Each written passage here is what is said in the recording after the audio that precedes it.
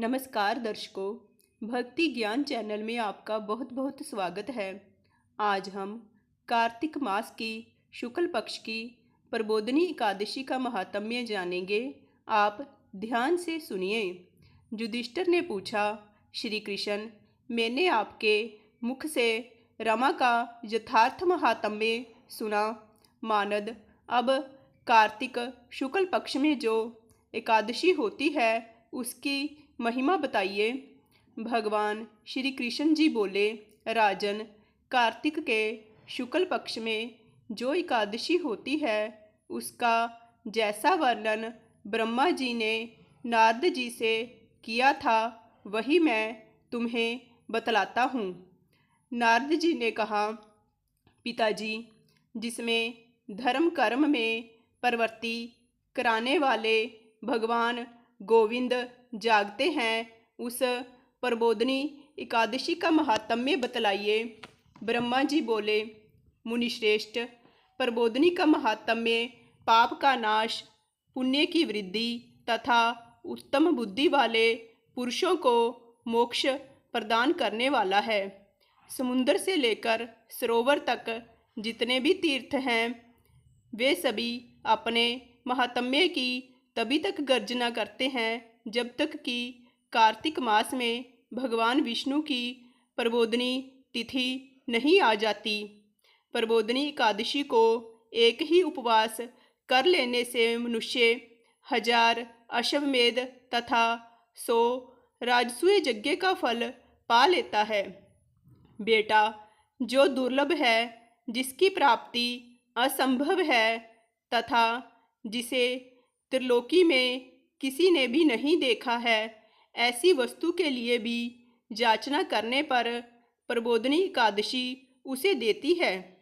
भक्ति पूर्वक उपवास करने पर मनुष्य को हरिबोधिनी एकादशी ऐश्वर्य, संपत्ति, उत्तम बुद्धि, राज्य तथा सुख प्रदान करती है।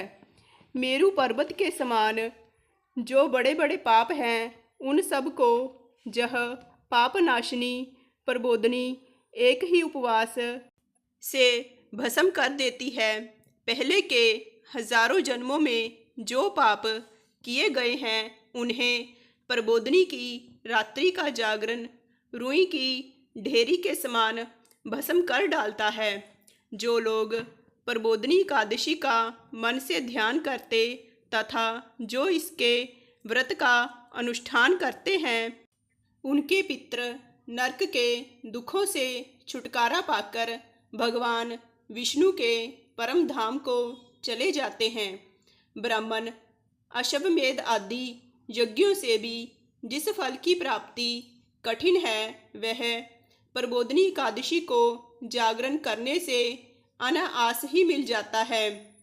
संपूर्ण तीर्थों में नहाकर स्वर्ण और पृथ्वी दान करने से जो फल मिलता है वह श्री हरि के निमित्त जागरण करने मात्र से मनुष्य प्राप्त कर लेता है।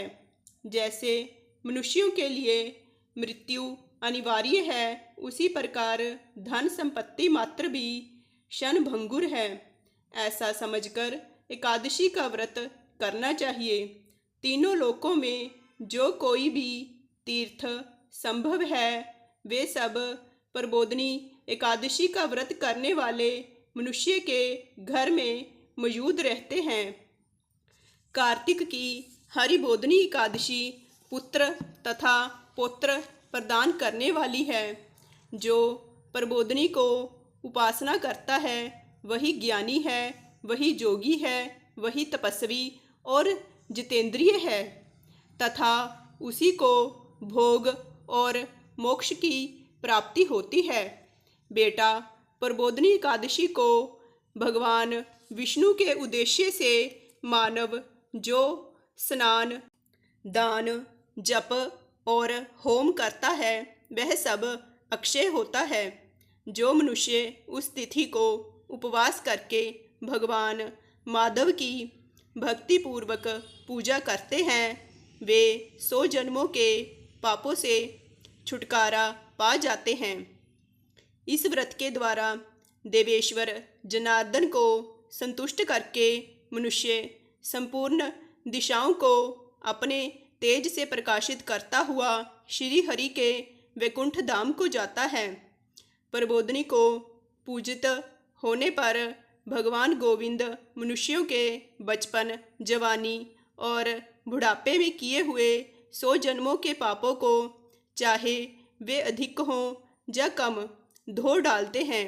अतः सर्वथा प्रयत्न करके संपूर्ण मनोवांछित फलों को देने वाले देवाधिदेव भगवान जनार्दन की उपासना करनी चाहिए। बेटा नारद, जो भगवान विष्णु के भजन में तत्पर होकर कार्तिक में पराये अन्न का त्याग करता है, वह चांद्रायन व्रत का फल पाता है।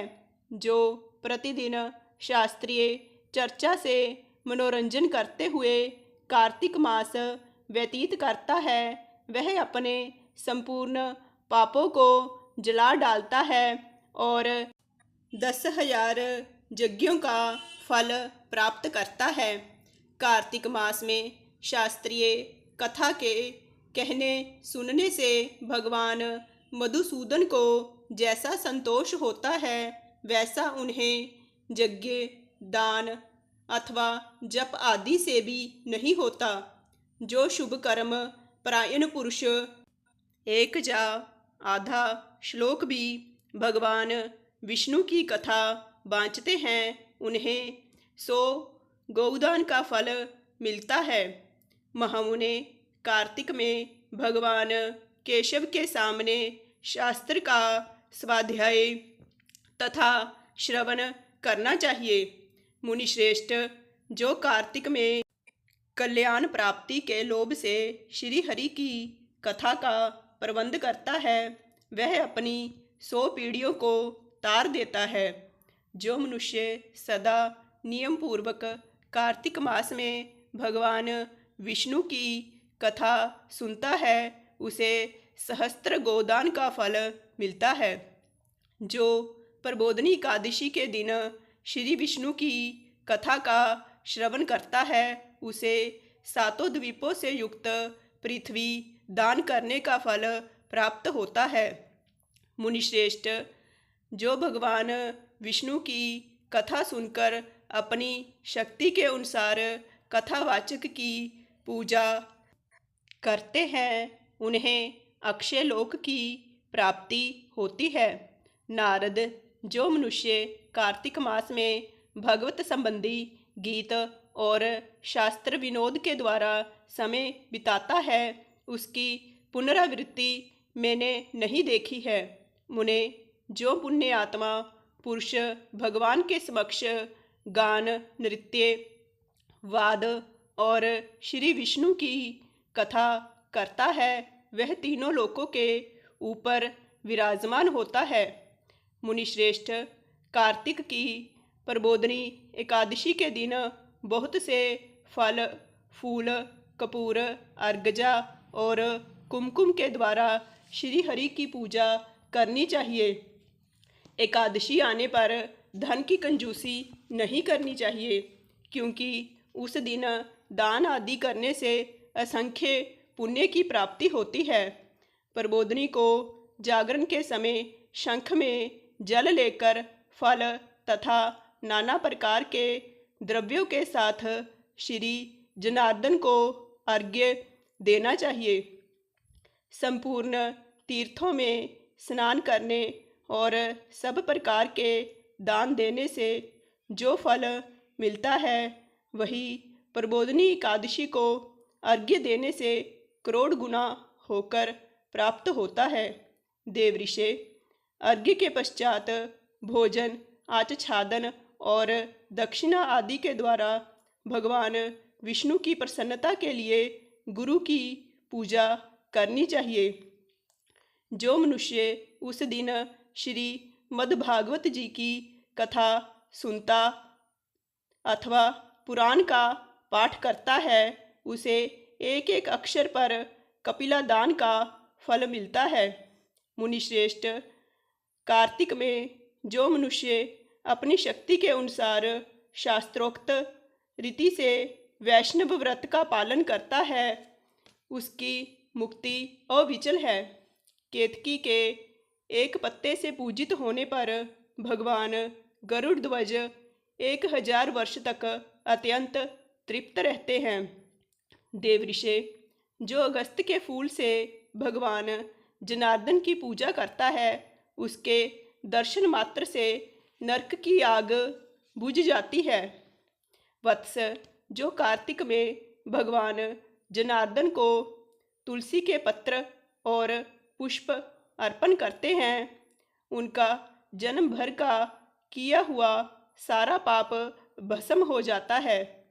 मुने जो प्रतिदिन दर्शन, स्पर्श, ध्यान, नाम कीर्तन, सतवन, अर्पण, सेचन, नित्य पूजन तथा नमस्कार के द्वारा तुलसी में 9 प्रकार की भक्ति करते हैं वे कोटि सहस्त्र युगों तक पुण्य का विस्तार करते हैं। नारद सब प्रकार के फूलों और पत्तों को चढ़ाने से जो फल होता है वह कार्तिक मास में तुलसी के एक पत्ते से मिल जाता है। कार्तिक आया देख प्रतिदिन नियम पूर्वक तुलसी के कोमल पत्तों से महाविष्णु श्री जनार्दन का पूजन करना चाहिए। सो यज्ञ द्वारा देवताओं का जजन करने और अनेक प्रकार के दान देने से जो पुण्य होता है वह कार्तिक में तुलसी दल मात्र से भगवान केशव की पूजा करने से प्राप्त हो जाता है। बोलिए कृष्ण भगवान की जय। जय श्री कृष्ण।